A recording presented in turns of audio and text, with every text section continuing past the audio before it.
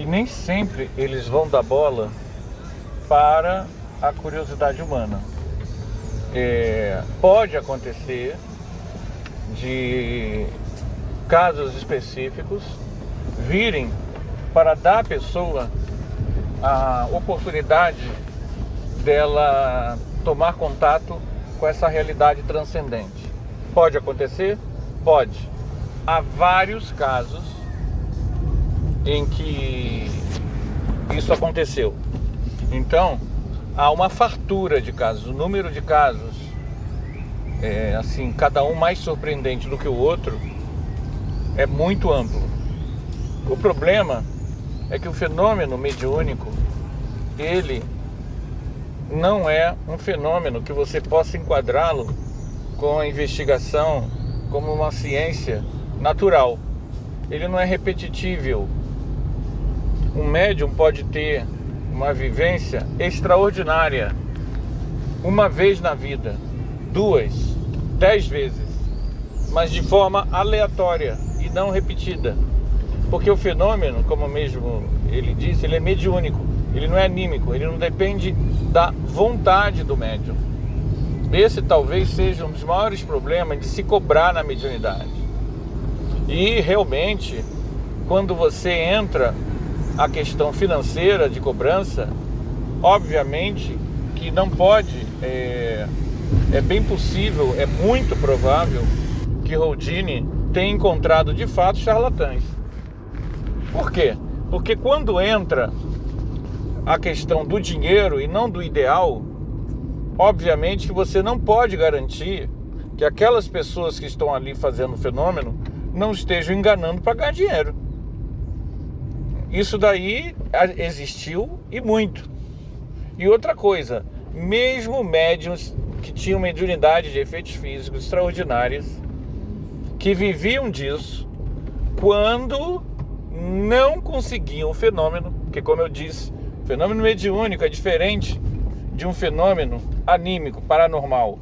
Um mestre espiritual, um ser que tenha conseguido, através de exercícios e práticas, desenvolver certos dons, é uma coisa. O médium não. O médium, ele depende dos espíritos. Então nem sempre o médium vai conseguir ter o fenômeno. Se ele começa a cobrar, muitos desses médiuns que não tinham nível de moral realmente muito avançado, apesar de serem médiuns, fraudavam. Então é possível sim que Houdini tenha encontrado muitas fraudes. Agora, a questão da autorização. Sim, para que uma mensagem deste nível, que, como a gente falou, há uma série de dificuldades para que seja possível uma comunicação que traga uma senha numérica ou o que for. Uma série de dificuldades. Não é qualquer médium, não é qualquer local, depende do ambiente também, nós não falamos sobre isso, mas a ambiência negativa, incrédula, antipática, ela dificulta a sintonia do médium, tá? Quanto mais hostil for o ambiente, mais difícil fica a possibilidade de comunicações tão complexas como essa que se queria. É um fator que eu também não tinha falado até então. A hostilidade do ambiente dificulta o fenômeno. Quanto mais antagônico, quanto mais adversários, quanto mais céticos, quanto mais deboche, quanto mais ironia, mais difícil fica a comunicação. Por quê? Porque, como eu disse logo de cara, para conseguir ultrapassar, transcender o cérebro do médium e trazer detalhes como assinatura parecida, dados, como acontecia com o Chico Xavier, né? Assinatura parecida, dados impressionantes de vários parentes e tudo mais, é preciso que o médium também tenha ectoplasma, né? Porque muitas vezes vai precisar que transcenda ao filtro do médium. É preciso que o médium tenha clareaudiência, é preciso que o médium tenha clarividência. Então é É necessário um conjunto de coisas. Então, o ceticismo, ele dificulta a circulação do ectoplasma gravitante. Então, o ceticismo cria uma ambiência que dificulta muito. Daí que a espiritualidade, para fazer esse fenômeno acontecer, ela vai calcular muito bem se aquele fenômeno vai ter o resultado que seja benéfico para as pessoas que merecem ter o fenômeno. Porque tais fenômenos não acontecem aleatoriamente. Para a gente entender isso, precisamos entender que Deus usa o tempo, não impõe. A reencarnação é um fato.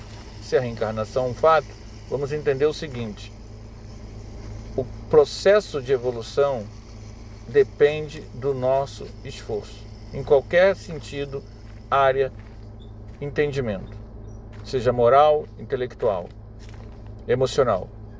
Tudo vai depender do esforço que nós vamos nos empenhar na tarefa.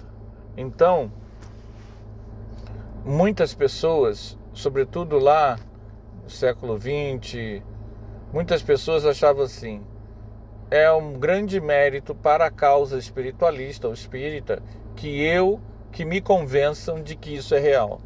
Gente, obviamente que havia pessoas que queriam a conversão de grandes nomes e tudo mais. Mas quando você sai dessa área da mediunidade anglo-saxã e começa a estudar o conhecimento espírita, você começa a entender que não há nenhuma vantagem que uma pessoa dessas, famosa, celebridade, cientista, se torne espírita. Porque isso é de fora o íntimo. O conhecimento espiritual alarga os horizontes de possibilidades da pessoa, seja no campo emocional, no campo ético, no campo comportamental, no campo de visão de mundo. Então, quem ganha com o conhecimento espiritual é o indivíduo. Para que ele usufrua desse ganho, ele tem que correr atrás. O conhecimento espiritual, gente, não é igual essa tradição nossa da conversão do outro. Conhecimento espiritual é busca. Conhecimento espiritual é uso do livre-arbítrio na busca de um conhecimento transcendente que vai te enriquecer a alma. E não uma conversão em que você vai se salvar do inferno. É uma outra percepção. Então, se a pessoa for cética, ateia, evangélica, o que for, e for uma boa pessoa, for um ser humano bom, tem um coração bom, é uma pessoa que faz bem à sociedade, a contribuição dela, quando ela desencarnar, quando ela morrer, as pessoas vão agradecer por ela ter vivido, é isso que importa. Ela ser espírita ou não, ela acreditar em reencarnação ou não, é secundário. A evolução espiritual, ela é moral, intelectual e emocional. Se a pessoa já está conquistando aonde ela está, do jeito que ela está, algum desses três aspectos, isso já é vitorioso. Porque não necessariamente o espírita está conquistando isso. Então a doutrina espírita é muito clara. Não é a religião ou a crença que vai dar à pessoa evolução espiritual. É o conjunto de conquistas que a pessoa faz dentro de seu coração. Então Deus não tem como prioridade que a pessoa se converta à doutrina espírita ou ao conhecimento que a doutrina espírita veicula. Pode ser que a pessoa ela seja melhor moralmente, espiritualmente e emocionalmente do que os médiuns que estão trazendo para ela a revelação. Então, o conhecimento espiritual vai acrescentar a ela nuances e possibilidades novas. A ela, não a mim. A ela. Se ela já é moralmente, emocionalmente, espiritualmente melhor do que eu, quando ela tiver o contato com a ideia da reencarnação, com a ideia de saber que existe vida após a morte e de que ela arca com as consequências e que não é a crença, mas são sentimentos que levam a pessoa à felicidade eterna, quando ela tiver, isso vai acrescentar ela muito mais. Mas é para ela, não é para mim. Então, Deus não tem pressa de converter ninguém a nenhuma ideia. Ao contrário, as ideias sempre reencarnam pessoas que ajudam as diversas escolas de pensamento a crescerem e evoluírem de forma equânime. O que eu quero dizer é que o investimento da espiritualidade para que alguém tenha um fenômeno retumbante e se converta, ele não está atrelado aos interesses egóicos de nós espíritas e espiritualistas, mas está atrelado a comprometimento que esta pessoa que vai ter essa revelação tem com a sua própria consciência, com o planejamento encarnatório que ela fez antes de nascer. Então vocês vejam que não é tão simples assim um fenômeno exuberante e excepcional acontecer. Há por trás dele, quando ele acontece, uma miríade de questões muito detalhadas, numa matemática divina, uma matemática kármica, uma matemática evolutiva, que engloba várias pessoas para além do médium e para além, no caso, da esposa do Rogênio. Bom, a gente vai ficar por aqui. Eu espero que de alguma forma essas nossas breves palavras possam ser úteis para alguém. Tá bom, gente? Ficamos por aqui. Até o próximo vídeo. Tchau, tchau.